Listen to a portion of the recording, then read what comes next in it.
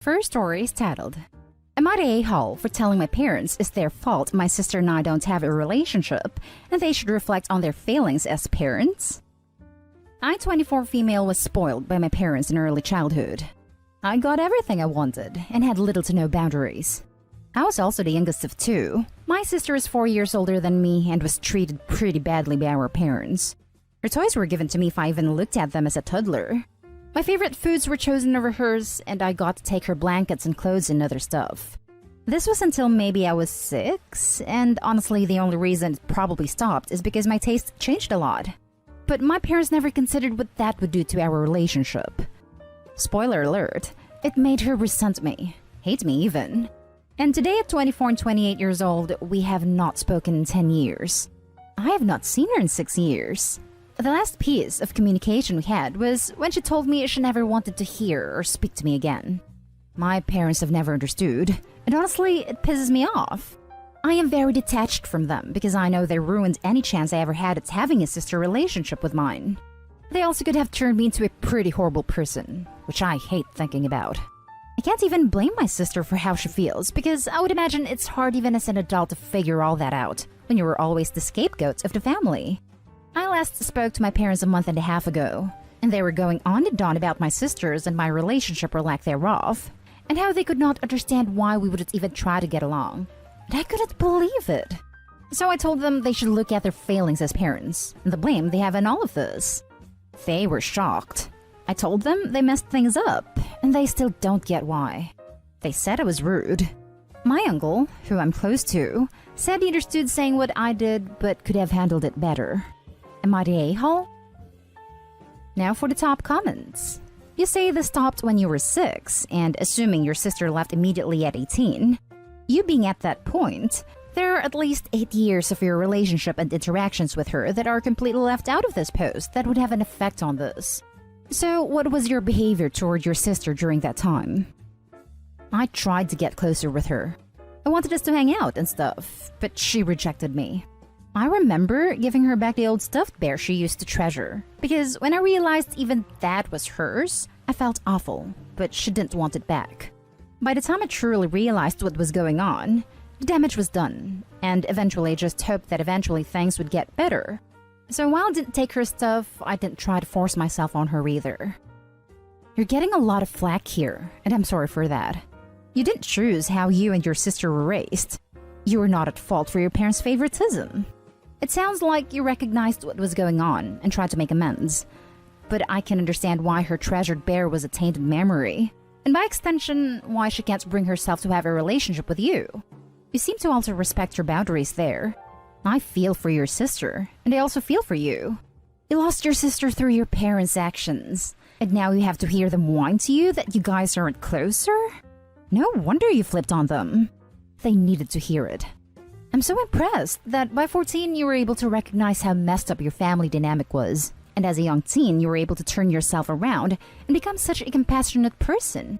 You were raised to treat your sister badly, and that was the only dynamic model to you. But you snapped out of it and recognized that she's not to blame for her coldness towards you. I honestly would send your sister a letter. Explain that you know and understand why she resents you, and that while you won't force her to do so, you would really like to have a relationship with her. Suggest a therapy session. The worst that could happen is she says no. Don't send multiple letters, just one. Info. There's a lot omitted here. If any favoritism stopped when you were 6, that's a long time for her to continue to resent you. What happened when you were older? What was your relationship like when you were teens? It sounds like the taking stuff stopped, but not the favoritism. You can make sure to always cook one kid's favorite meal, put a little more effort into their birthday, etc. Rare to see the golden child admit to their status, and use their status to tell their parents that the favoritism has caused long-term damage.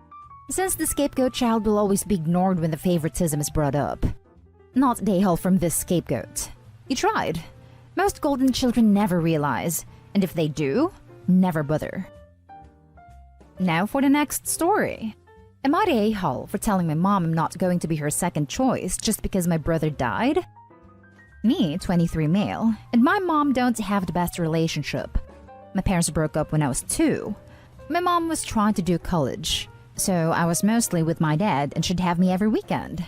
When I was 6, she got married, and then a year later had my half-brother, Tommy. After that, she was canceling our meetups or days I go over there because she was busy, missing out on school stuff, and then birthdays. I barely saw her after that, and her reason always was being busy with my half-brother. I never even met him, like at all. I could also tell when I was around that her husband didn't like me. He was always serious around me and never actually spoke to me. Years went on and it just went to total no talking at all. My dad got married to my stepmom when I was 10, and she's really great. So 9 months ago, I heard from my grandparents on Facebook that Tommy passed. I don't know the full details. All I know is it was some accident and he had serious injuries. Thought about reaching out to my mom, but it felt weird since we haven't talked in years. She ended up the one messaging me. First telling me about what happened to Tommy and then apologizing for not keeping contact with me for years. Pretty much she wants to meet and for us to have a relationship again. It just felt off to me that she's doing it only now after Tommy passed. I know some of you are gonna say losing him maybe made her realize she was a terrible mom to me, but still, if this hadn't happened, then it's like she never would have reached out and wouldn't be trying. I told her this too, and that I'm not interested in us having anything at the moment. This made her push even more that we need to do this, and it just seemed like she was not gonna let this go. So I said I'm sorry for what happened to him, but I'm not gonna be her second choice. And she can't expect me to want her back in just because she lost one child and decided she'll go back to the other. Maybe in the future if I feel differently, but not right now. My mom has left me alone, and when last time I talked to my grandparents, they gave me a crap about what I told her. And I shouldn't have said that to her after she's lost her son. So I'm not sure if what I said was too harsh, saying I'm not interested in her right now just because my brother's not around anymore, and it's like I'm just her only option now. It's just how I feel since she dropped out of my life once she had another family. Was I an a-hole? Not an a-hole in the slightest, in my opinion. This shouldn't be questioning your head, man. Don't feel bad about not wanting a relationship.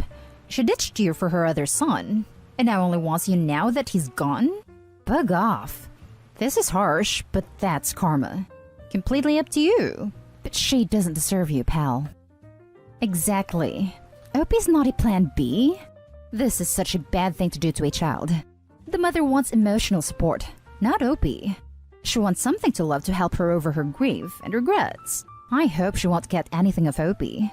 And what if the mom gets another child or dog or something, and will just kick Opie to the curb again? Just horrible. She did it once, she will do it again. Not an a-hole, and your grandparents are also the a-holes if they've watched the situation unfold over years, and only now decided to intervene.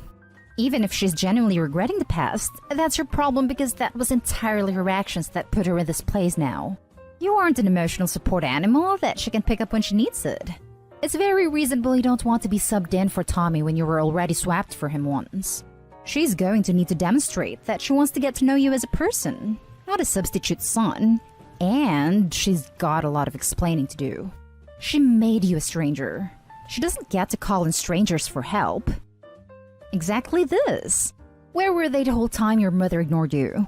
You never even met your brother. How bad is that? What did they say about that? My son died. But wait, I got a spare, don't I? Not an a-hole. This. Block her on social media and tell your grandparents that your decision on this is final for the time being, and that if they can't respect your choice, then you'll restrict contact with them. Next story is titled, Am I the a-hole for not wanting to discuss my deceased sister? Before I, 19 female, was born, my parents had another kid, Hannah.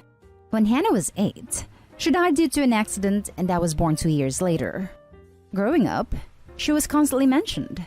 We went to her grave multiple times a year, pictures were hung in our house, stories were told. I wouldn't say it overshone me in any way. I still got to be my own person. My parents never wanted me to be Hannah, and they celebrated my accomplishments. But still, she was always talked about, and I was always told I had a sister, asked how I felt about her, and it took me years to admit to myself that I feel nothing for her. I never met her, and due to her death, she's always been made into the saint-like figure. It's like she's this person I've watched documentaries about. I have respect for her, but I don't consider her my sister. If others ask if I have siblings, I say no. Now that I'm living on my own, I don't visit Hannah. I don't display the pictures of her that my parents gave to me over the years. I've told a few close friends and my ex as I felt they had a right to know, but outside that, there's nothing to discuss. Recently, my mom was talking about Hannah a lot. I've told her before I don't want to talk about Hannah anymore, but she doesn't listen. The other day, she kept going on about a story I've heard a million times, and I said, I thought I told you I was done talking about her. My mom replied, she's your sister. And I said, technically, maybe. My mom got really offended, and I pointed out we weren't raised together. I don't know her. I feel nothing for her. My mom started crying and called me heartless. She said that I don't have to discuss Hannah, but she's not going to stop just because I want to pretend she never existed. My dad has said what I said about Hannah is near unforgivable, and I need to reevaluate my priorities. Am I the a-hole? Now for the top comments. You're the a-hole. I understand your view here, and I don't really think you are an a-hole. But in this situation, it is you. You feel nothing for her, but your parents do. They raised her until she was in 2nd or 3rd grade, and then she died. Their baby died, dude. People say it is the worst possible thing to go through in your life. They need some way to get through it. So I totally understand how you might not feel anything for her yourself, but in my opinion, it isn't that hard to humor your parents a bit about their dead kid. I was going to say this, especially because it doesn't sound like Opie's parents tried to turn Opie into Hannah 2.0 or neglect Opie in any way as a result of their grief for Hannah. It seems like they just tried to keep the memory of their daughter alive. Yes, Opie's parents want to keep Hannah's memory alive, and they will always have 2 kids. But Opie has always effectively been an only child. I think Opie's parents need to understand Opie's sympathy about the situation is always going to be skewed because when you grew up with a hardship being the norm, your brain doesn't necessarily understand that it is a hardship and wasn't always the norm and the pain it causes people around you. I don't think that Opie is being purposely unsympathetic. I think Opie doesn't want to feel pushed to act like she had a relationship with someone she never knew and that she feels pushed to act like she knew. I think this is no a-holes here. Because this is above Reddit's pay grade, and everyone needs family therapy. No a-holes here. If you don't want to talk about her, that's fine. In my humble opinion, it was kind of rude of your mom to keep talking about it after you repeatedly told her that you do not want to talk about her. And it was probably frustrating just to have your parents stuck on and focused so far in the past. You deserve her full attention too, and it's frustrating for you to have to share it with someone you never met. And she is not going to stop talking about it, so you could just leave whenever she does it. No a-holes here. Both sides are perfectly within their rights. It's just a horrible situation all around. If it were me, I'd apologize for hurting their feelings, but mention that I had my boundary. They're of course free to speak about her, but you're under no obligation to engage. It's been a long time. My mother died young, and it traumatized me. But I went through grief counseling and found healthy ways to speak about her with my family. I don't talk about her much to people who have never met her, regardless of their relation to her or myself. You're the a-hole for expecting your parents to just stop with their deceased child. They raised and loved her for 8 years, then lost her. That's fine if you don't want to talk about her, but you never ever get over the loss of your child. Opie isn't expecting them to stop loving Hannah, or thinking about her, or missing her. They just don't want to be the audience for Hannah's story. This is allowed. Opie, you are allowed to not want to participate in a conversation. You're allowed to live your own life without having to feign interest in the same stories you heard over and over growing up, about a person you never met. Just keep firmly repeating the boundary with your mother, gently ending the call each time she starts in on her firstborn. She'll eventually adjust. Now for the last story. Am I the a-hole for telling my mom that my father didn't do anything for her birthday? My mother and I can have a rocky relationship at times, but I love her more than anyone on this planet, and it was her birthday a few days back. I'm a school student, and I don't get pocket money. I don't have a job, and my parents buy me whatever I need, so I've never asked to be given any allowance. For my mom's birthday, I asked my father repeatedly to buy a cute gift. I gave him multiple options regarding what she would like. But the day before her birthday, he said he hasn't had any time, which is a big fat lie because I know he had a lot. The cake for her birthday? I spent 2 weeks asking him to book one so we would be prepared. Instead, he went and bought it 2 hours before her birthday. It was a very small celebration. Just the three of us, but my mom was happy. My dad told her he will buy her a gift soon, and that he has had a busy week. Again, it's a lie. It's been 2 weeks since then, and my dad's sister was visiting. She didn't even bother wishing my mom on her birthday, and my dad asked my mom to select a gift for her sister as she's leaving. My mom asked if he had forgotten about her, if he didn't value her, and why should she buy gifts for a woman who talks trash behind her back when her own husband didn't buy her a birthday gift. A few hours later, my mom was crying, and I told her that he didn't buy anything despite me pestering him for weeks, and the cake came because I demanded it. My dad even yelled at me for bothering him about it. She was more sad, but told me that as I don't even earn money yet, and I am young, I shouldn't be worried about it. My dad found out I told her, and called me a liar, and later told me I made things worse, and I've been a bad daughter. I feel guilty because I feel like I made things worse. Am I the a-hole? Not the a-hole, but Opie, your parents' marriage is not your responsibility. You didn't make things worse. You just didn't want to lie to your mother for your dad. Whatever happens between them is their choice, but you made your stance clear that you won't be part of this cover-up in the future. The reality is, if he cared, he would have done anything. And if your mother doesn't want to be taken for granted, she has to take steps to stop it. Whatever happens is not your fault. Oh look, straight up gaslighting. Not the a-hole, Opie, but your dad is manipulative as heck. Not the a-hole. Good on you for doing everything you could have for your mom. Your dad sucks and is trying to blame you for a problem he created. His sister sucks too. Not the a-hole. Your father is a total a-hole. Start saving up money for when you, and maybe your mother, leave.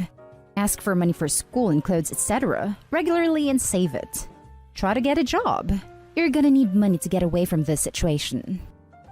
It's not dire. My mom works and has a good job, so if anything happens, it won't be bad.